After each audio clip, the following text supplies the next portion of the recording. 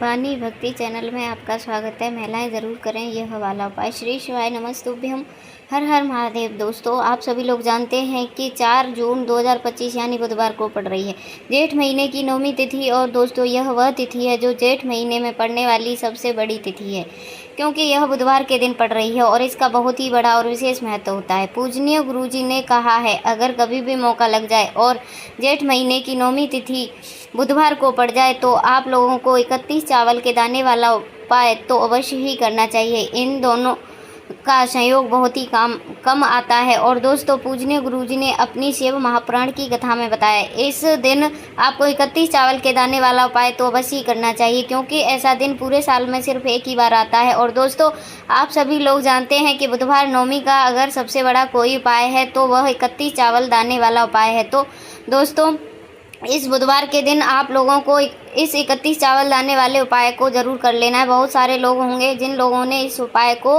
ना किया होगा, मतलब पूरा साल निकल गया और उन्होंने किसी भी दिन 31 चावल दाने वाले उपाय को ना किया हो। पर दोस्तों, आपके पास एक आखिरी मौका बचा हुआ है जो कि 4 जून के दिन है। तो इस दिन आप लोगों को इस वाले उपाय को ज़रूर कर लेना है, भले ही आपने पूरे साल भर इस उपाय को ना किया हो। पर अगर आपने इस जेठ महीने में बुधवार के दिन अगर इस वाले उपाय को कर लिया तो आपको इस उपाय को करने का वह फल मिलेगा जिसकी आपने कभी कल्पना भी नहीं करी होगी। इसीलिए आप लोगों को इस वाले उपाय को एक बार ज़रूर कर लेना है, ताकि आप लोगों के हाथ से यह मौका ना जा सके और आपको इस उपाय को करने का फल मिल सके। दोस्तों, यह उपाय पंडित जी ने अपनी अभी की शिव महापुराण की कथा में बताया है, जिस उपाय को आज हम आपको बहुत अच्छे से समझाने वाले हैं। इस वीडियो को देखने के बाद इस उपाय को समझने के लिए आपको कोई और वीडियो को देखने की ज़रूरत नहीं पड़ेगी। तो चलिए दोस्तों, आप उपाय को शुरू करते हैं। देखिए, इस जेठ महीने के बुधवार के दिन यह इतना खास होता है, इतना महत्वपूर्ण होता है। देखा गया है कभी कभी बड़े बड़े पूजा पाठ अनुष्ठान से जो मनोकामना पूर्ण नहीं होते, वह इस जेठ महीने में 9वीं के दिन एक छोटे से उपाय कर लेने से ही आपकी मनोकामना पूर्ण हो जाती है। इस उपाय को करने से ही आपकी मनोकामना पूर्ण हो जाती है। और बहुत सारे लोगों ने इस उपाय को किया भी है और उनको इस उपाय को करने का फल भी ज़रूर मिला है। अगर आप लोग भी इस उपाय को बुधवार नवमी के दिन करना चाहते हैं तो आप इस उपाय को पहले अच्छे से समझ लेना, सुन लेना, उसके बाद करना। आपको इस उपाय का फल ज़रूर मिलेगा। और इस उपाय को कर लेने से आपके घर में चाहे किसी भी प्रकार का दुख और समस्या क्यों ना चल रही हो, उसका आपको कारण भी नहीं पता है कि भाई यह समस्या किस कारण से चल रही है। उसका कुछ भी कारण हो सकता है या किसी भी तरह का मंगल दोष हो सकता है। तो इस दिन आप लोगों को यह वाला उपाय कर लेना है। यह एक ऐसा उपाय है, इस उपाय को अगर किसी विशेष दिन पर किया जाए तो भाई उस विशेष दिन का जो है वह तो हमें मिलता ही मिलता है, पर हमने इस दिन पर इस उपाय को किया है तो हमें उससे भी बड़ा फल मिलता है, क्योंकि आप इस उपाय को बहुत ही बड़े और विशेष दिन पर कर रहे हो। तो चलिए अब उपाय के बारे में बात कर लेते हैं।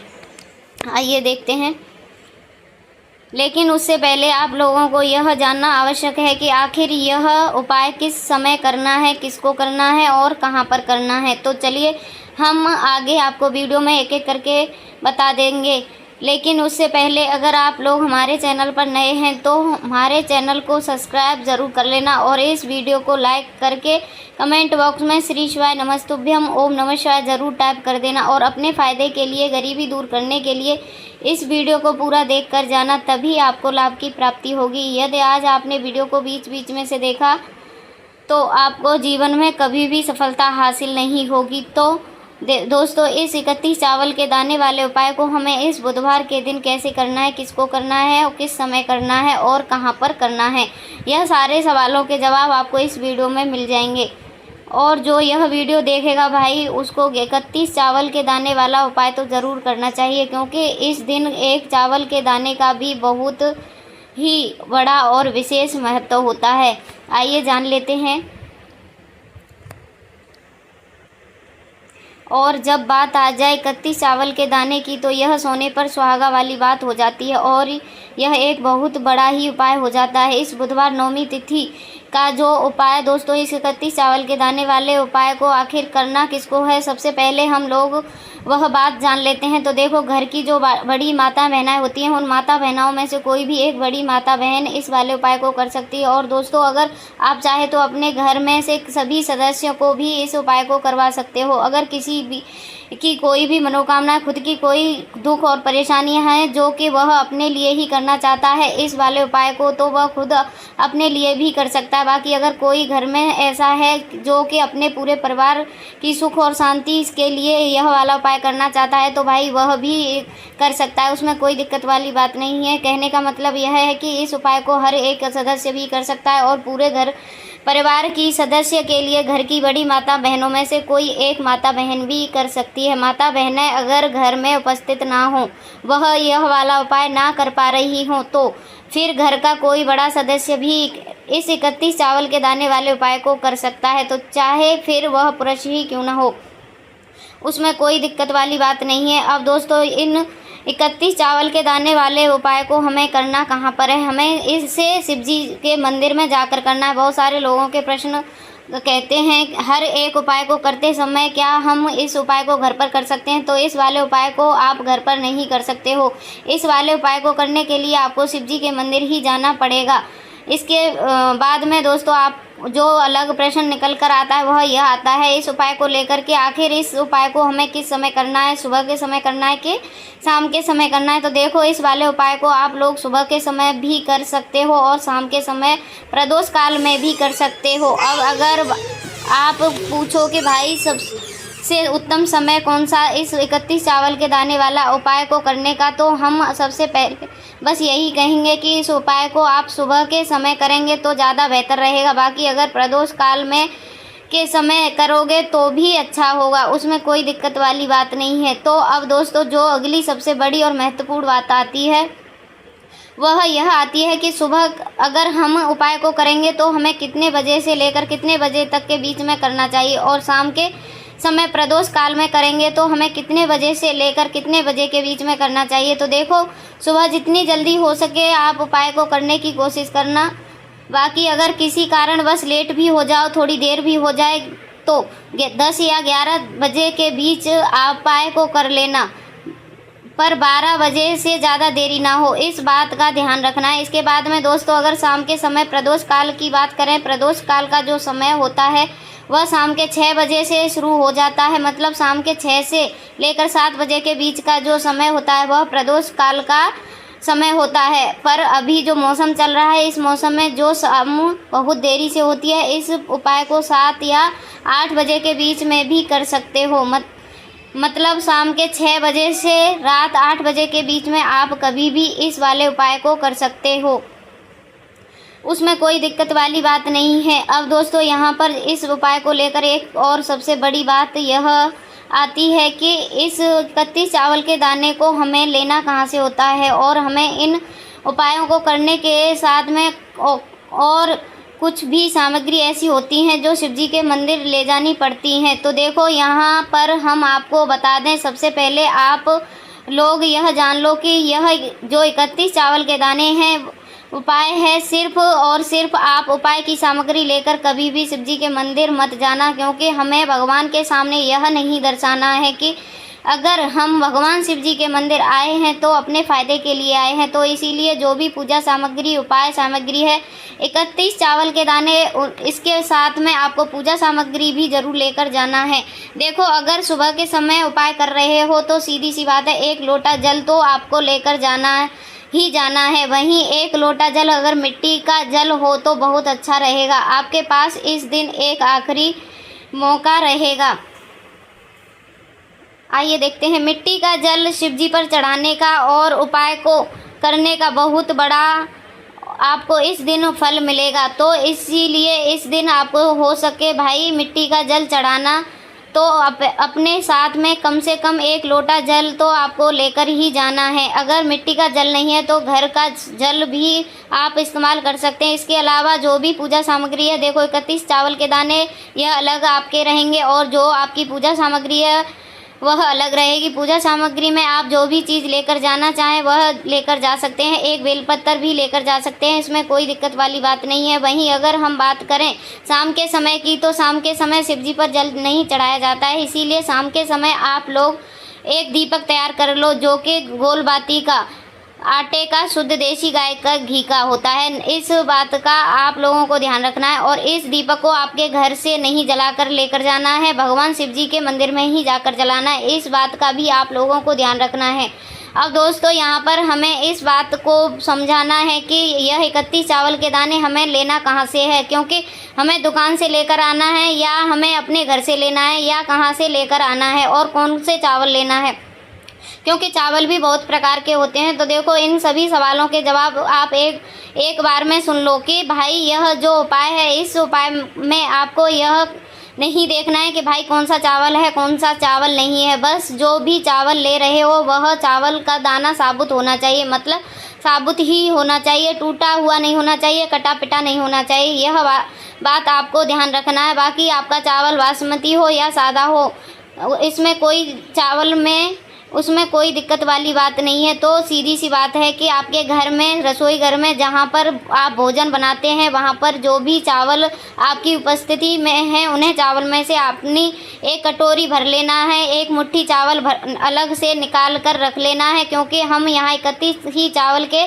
दाने लेने वाले हैं, तो हमें यह चावल के दाने गिनकर निकालने पड़ेंगे। इस बात का आप लोगों को ध्यान रखना है। तो अपने उस चावल की कटोरी में से या चावल में से 31 चावल के दाने आप लोग निकाल लो, जो भी टूटे फटे ना हो, जिसमें कोई भी दाग ना लगा हो, ना अच्छे साबुत चावल के दाने 31 दाने आप लोग निकाल कर रख लो और इन्हें किसी भी एक कागज़ की पुड़िया में या किसी एक छोटी सी कटोरी में आप लोग रख लो, ताकि यह सुरक्षित रहे, आपका एक भी चावल का दाना इधर उधर ना हो और आपका उपाय भी पूरा अच्छे से हो जाए। तो भाई जैसे ही आपका उपाय की जो सामग्री 31 चावल के दाने यह तैयार हो जाते हैं, उसके बाद में आपको जो अपनी पूजा सामग्री है, सुबह समय कर रहे हो या तो एक लोटा जल और एक बेलपत्र या पूजा सामग्री लेकर चाहें उसी की तैयारी कर लेना। और शाम के समय जा रहे हो तो भाई आप जो दीपक है उसे तैयार कर लेना और उपाय को करते समय शुद्धता का विशेष रूप से ध्यान रखना। सुबह स्नान करने के बाद ही उपाय को करने की आप लोग तैयारी करना। उसके बाद अगर शाम के समय की बात करें तो शाम के समय आपको स्नान करने की ज़रूरत नहीं है, पर शुद्धता का ध्यान रखना है। आपको स्नान तो नहीं करेंगे साथ, पर आप हाथ मुंह धोकर इस वाले उपाय को प्रदोष काल में कर सकते हैं, इसमें कोई दिक्कत वाली बात नहीं है। तो आप अपने उपाय की पूरी सामग्री तैयार करके आपके पास ही में जो आपका शिव मंदिर है वहाँ पर पहुँच जाएं। सबसे पहले शिव जी मंदिर में जाकर आप लोगों को उपाय नहीं करना है, पहले भगवान के दर्शन करना है, भगवान से आशीर्वाद प्राप्त करना है, फिर शिव जी की शिवलिंग के पास में आना है। शिवलिंग के पास में आने के बाद आप जो पूजा सामग्री लेकर गए हुए हैं, जैसे कि सुबह गए हुए होंगे तो एक लोटा जल और जो भी पूजा सामग्री लेकर आए हैं आप उसमें भगवान शिव जी की पूजा कीजिए। सबसे पहले तो एक लोटा जल ही चढ़ेगा, फिर आपको एक बेलपत्र श्री शिवाय नमस्तुभ्यम का नाम जाप करते हुए शिवलिंग पर चढ़ा देना है। उसके बाद में आपकी पूजा सामग्री चढ़ेगी।